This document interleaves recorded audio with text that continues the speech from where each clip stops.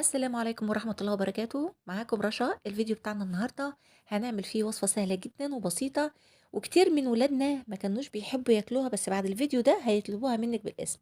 كتير من ولادنا ومن ضمنهم ولادي طبعا كانوا في الأول ما بيحبوش ياكلوا القرنبيط. كانت التعليقات بتاعتهم: يا ماما طعمه بنحس ان هو طعم حاجة مسكرة على حاجة حلوة في نفس الوقت، والعروق مش بنحب ناكلها. ففي دي بقى الطريقة دي سهلة وبسيطة جدًا ومكوناتها موجودة في كل بيت، ومن خلالها ولادِك هيحبوا ياكلوا قرنبيط. لأ وكمان بعد الفيديو ده ممكن يطلبوا منِّك ساندوتشات في المدرسة. بس قبل ما نبدأ مع بعض الفيديو، أنا اسمي رشا ودي قناتي. يا ريت ما تنسوش تدعموني بالاشتراك في القناة ولايك وشير ونفعل الجرس على الكل لو عجبك الفيديو. نبدأ مع بعض بسم الله. بُصّي يا ستي، مبدئيًا هنجيب قرنبيطة متوسطة الحجم، ولا كبيرة ولا صغيرة، وهنقطعها زهرات صغيرة، يعني هنقطعها حتت صغيرة. وبعدين معانا حبيتين بطاطس متوسطين، يعني ولا كبار ولا صغيرين، هنسلقهم في مية مالحة. وكمان معايا بصلة صغيرة مفرومة فرم ناعم، وفصين 3 من التوم مفرومين. وبعد كده نص كوباية بقدونس مفروم، ونص كوباية كزبرة مفرومة، وواحد بيضة أو 2 حسب رغبتك انتي، عايزة تكتري البيض براحتك. ومعانا نص كوباية بقسماط، ودي الخطوة دي اختياري، عايزة تحطي البقسماط حطيه، مش عايزة براحتك.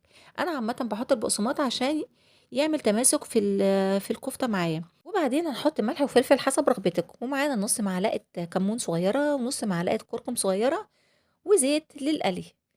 هنبدأ يا ستي نسلق القرنبيطة في مَيّة بملح لمدة ربع ساعة لحد ما يصبح القرنبيط معاكِ طري.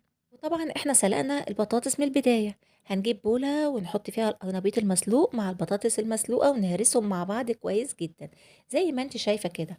وبعدين هنحط البصلة المفرومة ومعاها فصين التوم المفروم ونص كوباية البقدونس ونص كوباية الكزبرة والبيضة أو البيضتين حسب رغبتك، ونص كوباية البقسماط. والخطوة دي أنا قُلت اختياري علشان تعمل لنا تماسك في الكفتة. وتعجني الخليط مع بعض كويس جدًا، وبعد كده هنضيف الملح والفلفل ونُص معلقة الكمون ونُص معلقة الكركم، ونقلب الخليط كويس جدًا لحد ما يكون متجانس. وبعد كده هنشكل العجينة بتاعتنا على شكل قراص زي الطعمية كده، أو على شكل صوابع زي ما أنتِ شايفاها في الصورة.